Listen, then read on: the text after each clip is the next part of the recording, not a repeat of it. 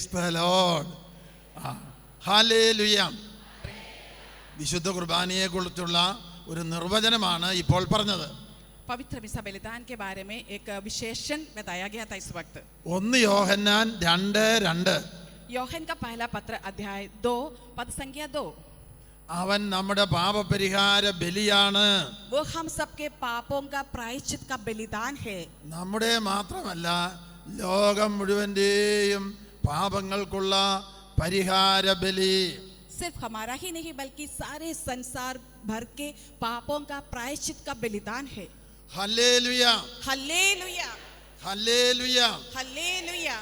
ഒരിക്കല് ഒരു Christmas crib ഉദ്ഘാടനം ചെയ്യാൻ ഒരു വലിയ മെഡിക്കൽ കോളേജിന്റെ അടുത്തുള്ള ഒരു സ്ഥലത്ത് എന്നെ വിളിച്ചു. एक बार क्रिसमस का उद्घाटन के लिए एक बड़ा मेडिकल कॉलेज के पास के एक जगह में मुझे बुलाया गया. അവരോട് എന്ത് പറയണം, എങ്ങനെ തുടങ്ങണം എന്നിങ്ങനെ കുറെ പ്രാർത്ഥിച്ചു. उनके लिए क्या मैं बताऊं, किस तरह बताऊं, इस मामले पर मैं बहुत कुछ प्रार्थना करके तैयारी किया. ഞാൻ ഇങ്ങനെ തുടങ്ങി. ഈശോ ജനിച്ചത് എവിടെയാണ്? ഗാഗുൽത്താ മലയിലാണോ? ആരും കൈവെക്കുന്നില്ല. താബോർ മലയിലാണോ? ആരും കൈവെക്കുന്നില്ല. നസ്രത്തിലാണോ? ആരും കൈവെക്കുന്നില്ല. ബെത്ലഹേമിലാണോ? എല്ലാവരും കൈവക്കി.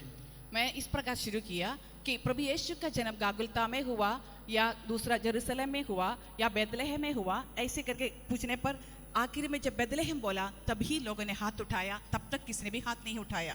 യേശു ജനിച്ചത് ബെത്ലഹേമിലാണെന്നുള്ളൊരു കൈവക്കിയേ. जो लोग ये कहते हैं कि प्रभु यीशु का जन्म बेथलेहम में हुआ है, वे लोग हाथ उठाए. കൈവക്കിയവരൊക്കെ തോറ്റു. हाँ, जो लोग हाथ उठाए सब हार गया है. യേശു ജനിച്ചത് അമ്മയുടെ ഉദരത്തിലാണ്. प्रभु यीशु का जन्म एक माँ का गर्भ में हुआ है. ഗബ്രിയേൽ മാലാഖ ഒരു സന്ദേശം 13, 14, 15 വയസ്സുള്ള മറിയത്തിന്റെ അടുത്ത് വന്നു പറഞ്ഞു, മറിയമേ, നീ ഗർഭം ധരിച്ച് ഒരു പുത്രനെ പ്രസവിക്കും, ദൈവത്തിന്റെ പുത്രനായിരിക്കും. മറിയം ഉടനെ ചോദിച്ചു, ഞാൻ പുരുഷനെ അറിയുന്നില്ലല്ലോ. गैब्रियल स्वर्गदूत एक कुंवारी लड़की जिनका नाम मरियम है, 12-13 साल 14 साल की उम्र की थी, उनके पास आकर पूछे, कृपाओं से भरपूर तुम एक पुत्र को जन्म देंगे, प्रसव करेगी, जो ईश्वर का पुत्र रहेगा, जो मानव जाति का मुक्तिदाता रहेगा. तब उन्होंने इस प्रकार कहा कि मैं तो उनको नहीं जानता, मैं कैसे करूं, मैं तो एक पुरुष को नहीं जानती हूँ. ഗബ്രിയേൽ മാലാഖ പറഞ്ഞു, പരിശുദ്ധാത്മാവ് നിന്റെ മേൽ വരും, അങ്ങനെയാണ് നീ ദൈവപുത്രനെ ഗർഭം ധരിക്കുന്നത്.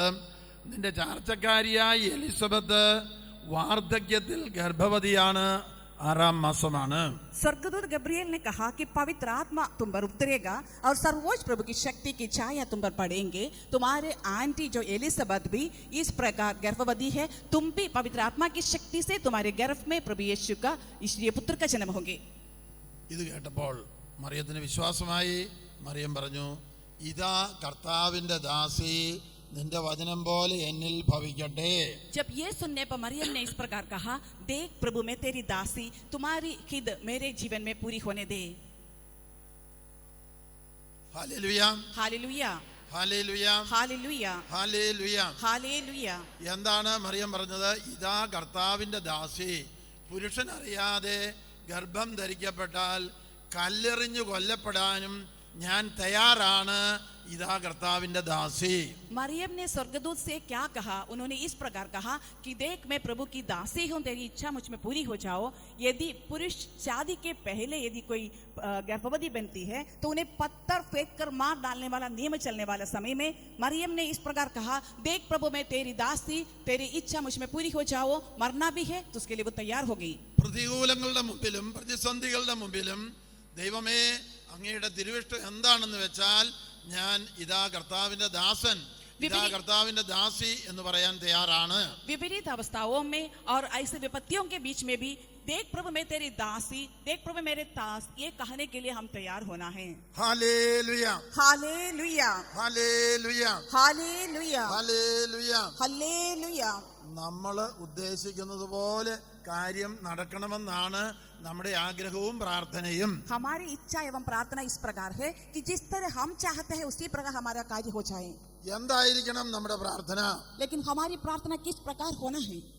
കർത്താവേ, അരുളി ചെയ്താലും അങ്ങയുടെ തിരുവിഷ്ടം, എന്നെക്കുറിച്ചുള്ള തിരുവിഷ്ടം വെളിപ്പെടുത്തി തരണമേ. ए प्रभु बोलिए, मेरे प्रति आपकी जो पवित्र इच्छा है उसे आप प्रकट कर लीजिए.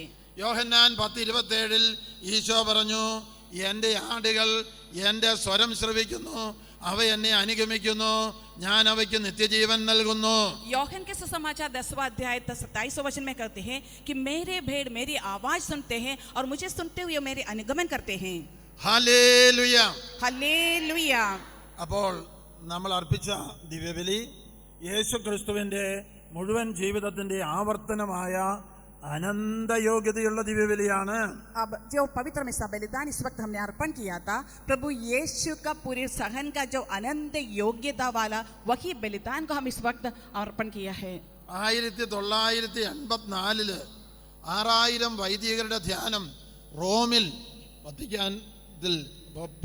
റോമിൽ വെച്ച് നടക്കുമ്പോൾ ഞാനും അതിൽ സംബന്ധിക്കാനിടയായി. जब सब 1984 में 6000 से अधिक आदरणीय पुरोहित गणों का एक साधना जब रोम में संचालित किया गया था, उसमें आदरणीय फादर जी को भी भाग लेने का मौका मिला. അതിന് കുറേ നാളുകൾക്ക് മുമ്പ്, വർഷങ്ങൾക്ക് മുമ്പ് തന്നെ ഇടയ്ക്ക് എൻ്റെ മനസ്സിൽ ഒരു പൈശാചിക പീഡ വരുമായിരുന്നു. യഥാർത്ഥത്തിൽ ഈശോ ഈ അപ്പത്തിനകത്തുണ്ടോ ഇല്ലയോ? उसके कुछ समय पहले से ही मेरे मन में ऐसे एक संदेह उठता था बार बार कि वास्तव में इस रोटी में प्रभु यीशु उपस्थित है या नहीं. പുറത്ത് ആരോടും പറയാനും ചോദിക്കാനും എനിക്ക് ഭയവും നാണവുമാണ്. ये बात को मैं बाहर किसी से बोलने के लिए नहीं चाहते थे, शर्म भी लगता था, डर भी लगता था. ഹല്ലേലൂയ. हालेलुया.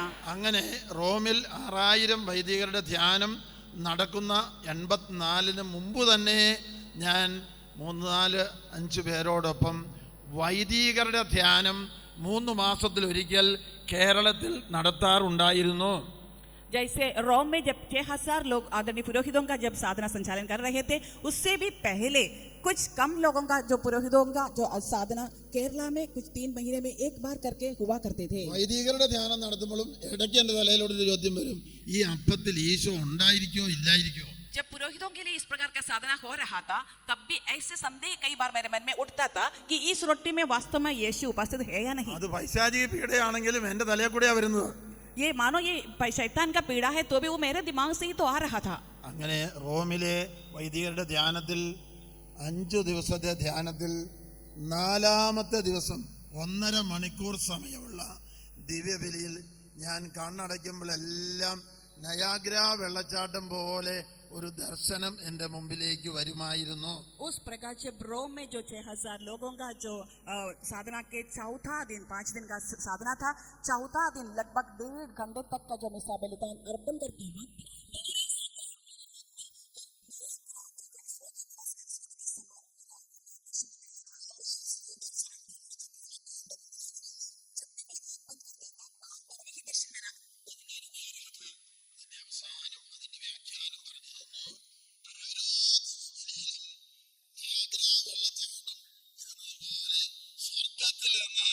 പരിശുദ്ധാത്മാവിനെ വർഷിക്കാൻ ദൈവം ആഗ്രഹിക്കുന്നുണ്ട്, പദ്ധതി ഇട്ടിട്ടുണ്ട്.